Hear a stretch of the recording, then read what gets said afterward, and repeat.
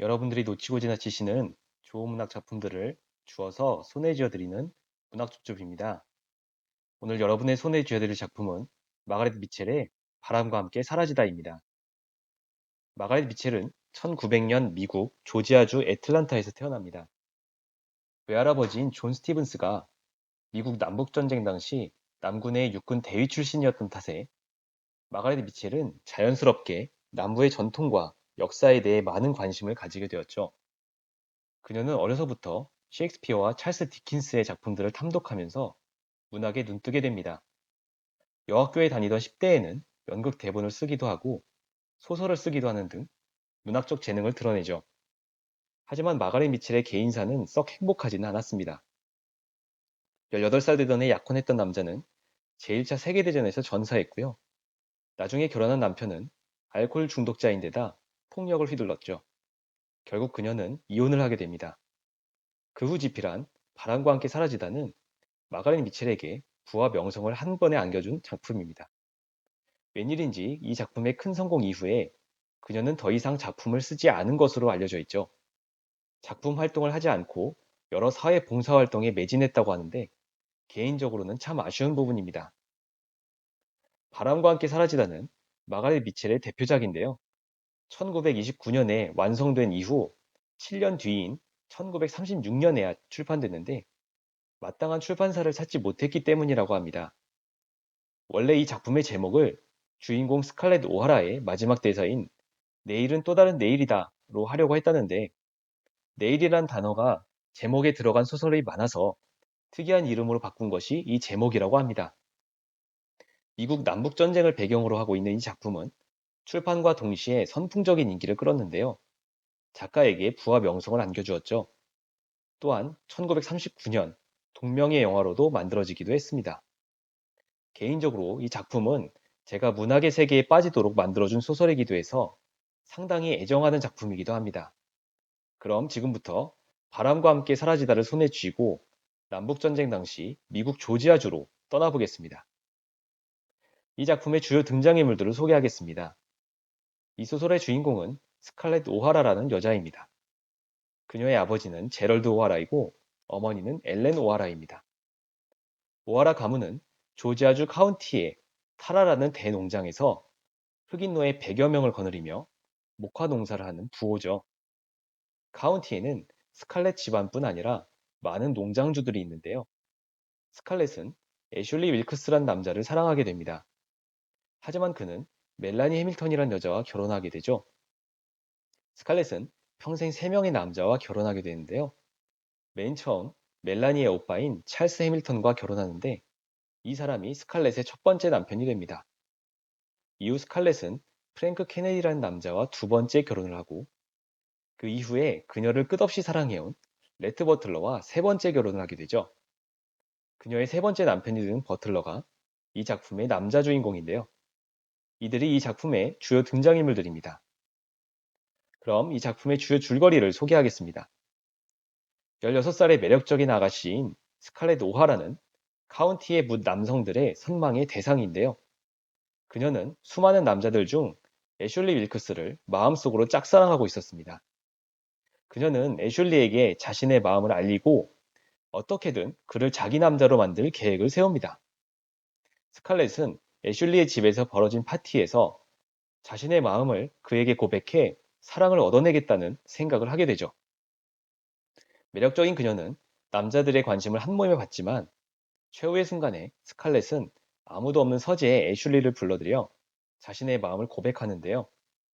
애슐리는 자신이 멜라니와 약혼하게 되었다며 완곡하게 그녀의 마음을 거절하고 조용히 나가버립니다. 상심한 스칼렛 앞에 레트 버틀러라는 남자가 불쑥 나타나는데요. 알고 보니 아무도 없는 줄 알았던 서재에 버틀러가 쉬고 있으면서 모든 대화 내용을 엿들었던 겁니다. 이 남자는 오늘 처음 카운티에 온 사람인데요. 버틀러는 자기가 모든 이야기를 들었다며 스칼렛의 용기를 칭찬하지만 왠지 모를 비웃음이 섞여 있습니다. 사실 버틀러 특유의 대화법이었죠. 하지만 스칼렛은 상당히 불쾌해하는데요. 이 사실이 알려져 망신을 당할까 두렵기도 하고 애슐리를 잃은 상실감 때문에 자신에게 관심을 보인 남자들 중 하나인 찰스 해밀턴과 홧김에 결혼까지 하게 됩니다. 찰스는 스칼렛의 연적인 멜라니의 친오빠였죠. 얼마 후 남북전쟁이 터지고 카운티의 대부분의 남자들은 참전하게 되는데 찰스 역시 마찬가지인데요. 안타깝게도 찰스는 병영 생활 중 병에 걸려 죽고 맙니다. 하루아침에 청산과부가 된 스칼렛은 지긋지긋한 카운티를 떠나 신생도시 애틀란타로 떠납니다. 애틀란타에서 그녀는 역시 남편 애슐리를 전장에 내보낸 멜라니와 함께 살아가게 되죠. 당시 애틀란타는 남부를 대표하는 도시 중 하나로 남군을 지원하려는 열기로 가득 찼습니다. 여성들 역시 마찬가지였는데 그들은 각종 자원봉사, 바자회 같은 것들을 통해 남군을 지원했죠. 스칼렛과 멜라니 역시 이런 활동에 적극 참여합니다. 한편 애틀란타에는 레트 버틀러의 명성이 자자했는데 그는 군수품 밀수를 통해 그것들을 남군에 팔아 막대한 부를 축적하고 있었죠. 스칼렛과 버틀러는 남군 지원을 위한 자선무도회에서 제외하게 됩니다. 스칼렛은 애슐리에 대한 사랑을 잊지 못하면서도 버틀러의 매력에 끌려 그와의 아슬아슬한 만남을 이어나가게 되죠. 그러던 어느 겨울날 애슐리는 짧은 휴가를 오고 그는 스칼렛에게 멜라니를 잘 돌봐달라고 부탁하고 떠납니다. 멜라니는 애슐리의 아이를 임신하게 되죠. 한편 남북전쟁의 전황은 남부에 불리하게 돌아가고 북군은 남군을 격파해가며 차츰차츰 남하해 오는데 마침내 애틀란타까지 육박해 들어옵니다. 패전의 기운이 불길하게 들이우는 가운데 설상가상으로 타라에 계신 어머니 엘렌이 병에 걸리죠. 스칼렛에게 있어 어머니 엘렌은 정신적 지주이자 삶의 모범이었기에 그녀는 큰 걱정에 휩싸입니다.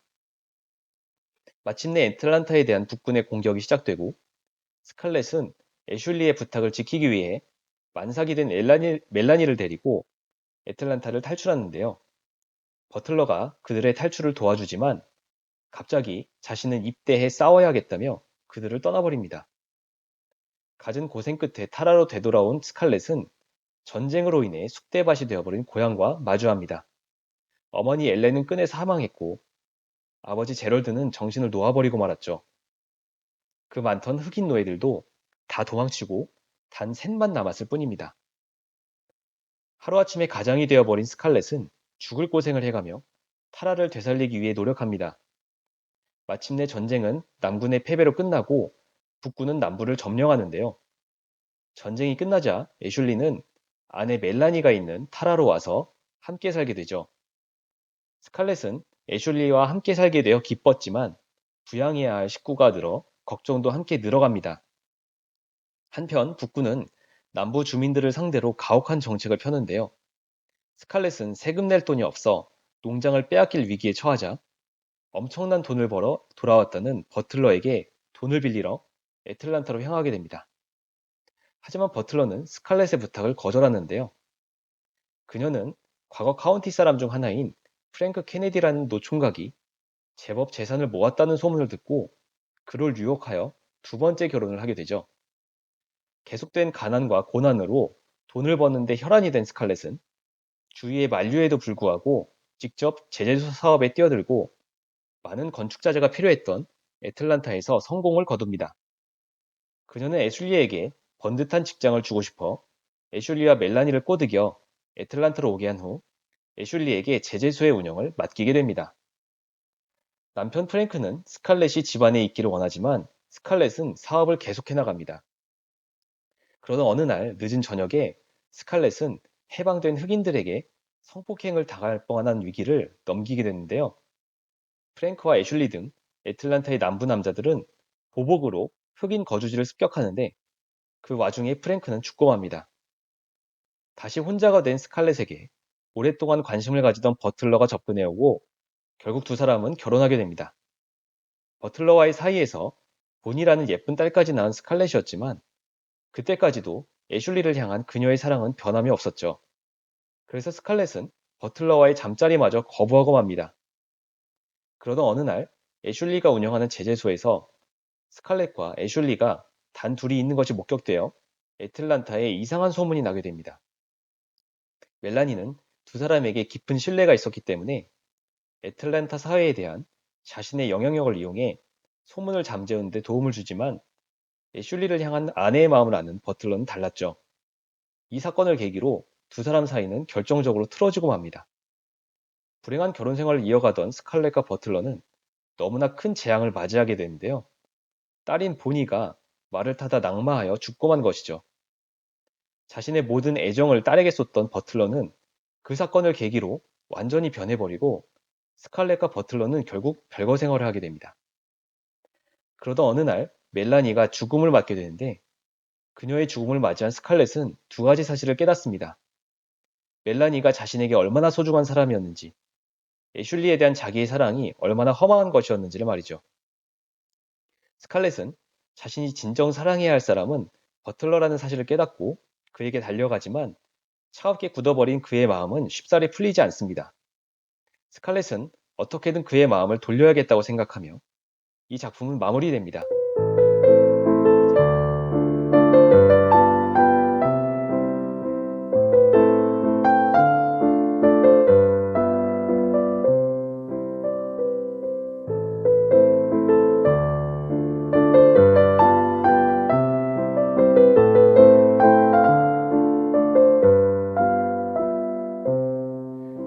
안녕하세요. 인물연구소 드림빌더 나작지입니다. 오늘 제가 말씀드릴 주제는 진념이 모든 것을 가능케 한다. 마가렛 미첼입니다. 마가렛 미첼은 다리 부상으로 인해 기자 생활을 그만두고 소설을 쓰기 시작하여 7년 동안 한 권의 소설을 완성시켰습니다. 그러나 무명 작가의 작품을 받아주겠다는 출판사는 한 군데도 없어 그녀는 3년 동안이나 출판사로부터 외면을 당했습니다. 그러던 중 그녀는 막 출장길에 오르려던 맥밀런 출판사의 레이슨 편집장에게 소설을 읽어달라고 간청했습니다. 미첼의 원고를 정거장에서 마지못해 받아들이긴 했지만 레이슨 편집장 역시 무명 작가의 원고에 흥미가 없기는 마찬가지였습니다.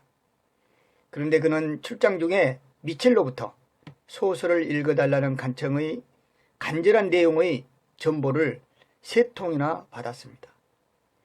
두 번째의 전보를 받았을 때까지도 원고를 읽지 않았지만 결국 그는 작가의 진념에 가까운 청을 거절할 수 없어 돌아오는 길에 그녀의 소설을 읽었습니다. 그리고 그는 기차가 도착역에 이르는 것도 모를 정도로 소설에 푹 빠져버렸고 즉시 미첼의 소설을 출판하였습니다. 마가렛 미첼의 소설 바람과 함께 사라지다는 이렇게 해서 세상 빛을 보게 되었습니다.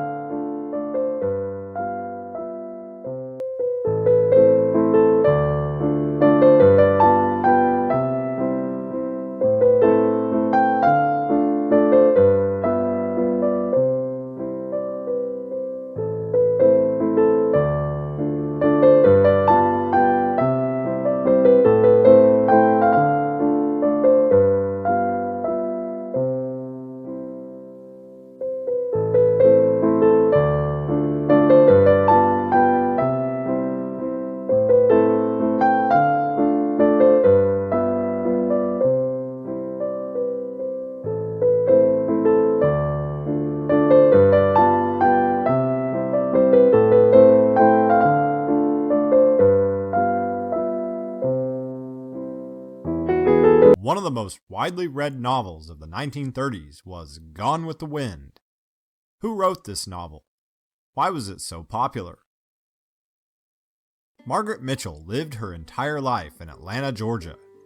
She was born into a wealthy family in 1900. Her father was a lawyer, and her mother was a suffragist who fought for women's rights. Margaret was a tomboy who preferred riding ponies over playing with dolls. When she was little, she would go riding nearly every day with a Confederate veteran. At the age of 6, Margaret's mother took her on a tour of many of the plantations that had been burned or otherwise destroyed during the Civil War.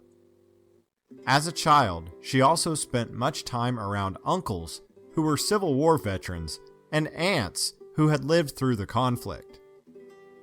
These elderly relatives told her many stories about the war and how difficult those times had been. When Margaret was 22, she took a job as a journalist at the Atlanta Journal. Her family did not approve of this career, as they felt being a writer was beneath her status in society. She worked for the Atlanta Journal for 4 years, writing more than 200 articles. Then, in 1926, she was involved in an automobile accident which severely injured her ankle. While recovering, her husband encouraged her to write a novel.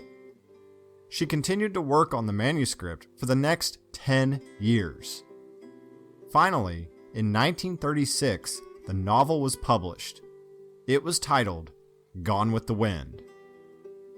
Gone with the Wind tells the story of Scarlett O'Hara, the daughter of a wealthy plantation owner who finds herself in poverty in the aftermath of the Civil War.